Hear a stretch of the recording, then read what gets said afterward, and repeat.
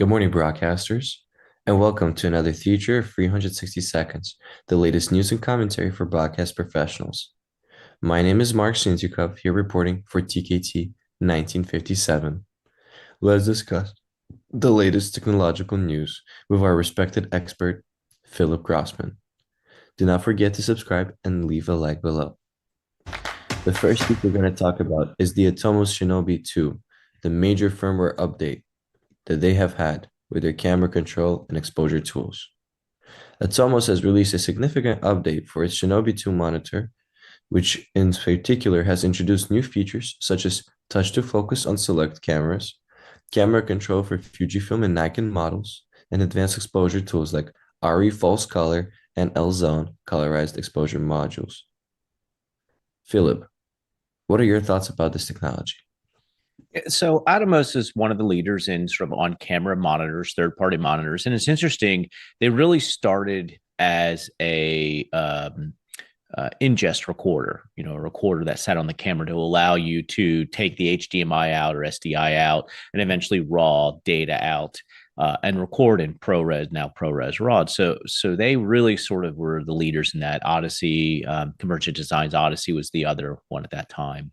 And it's interesting to see them sort of now shifting to the control monitor side, which has been small HD, and some of the other competitors have had these monitors that can control cameras but couldn't do the record, where Atomos could do the record, but really didn't focus on the control. Now we're seeing those two things come together. I think it's great for Atomos and for what they produce and their capabilities. A little disappointing that the red camera control is not in there. At least I didn't read that, as I'm a red shooter, but I do also shoot Canon, so that's a great thing. And it's a really interesting universal tool for a lot of users, where I can have all these capabilities in a single monitor, and I can move that monitor from camera to camera, so I don't have to have a very specific one for each and every camera. So excited to see it. Excited to see what's going to come even further down the road. Hopefully they'll add the red control in there, but all these tools just make that being a cinematographer that much easier. Awesome. Now, moving on to our new next piece that is in regards to an acquisition going on in the market. Avid, who's a global leader in professional media production software, has announced its agreement to acquire Wolftech Broadcast Solutions, a company known for its cloud-based multi-platform planning and news production tools. Philip, what are your comments in regards to this acquisition? This one I think is very interesting. So Avid acquired, Avid's typically known for Pro Tools. That's their big one, or their Avid editing. And if you edit in the television world, Avid dominates.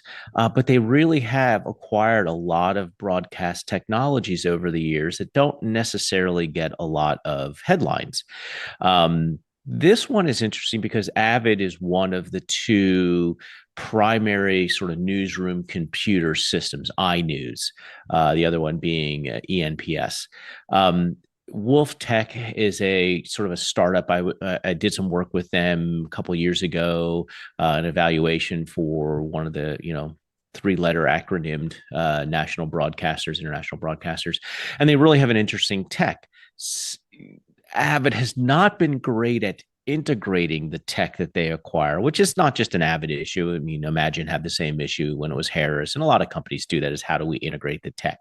If they can integrate Wolf's tech into their stack, predominantly within the iNews framework, this could really become the dominant player, I think, within the newsroom control system, newsroom computer system for doing stories. There's been a big push towards what we call story-centric design, which for the life of me, I don't understand why that hasn't always been the case. That's a story-centric when you're a news organization.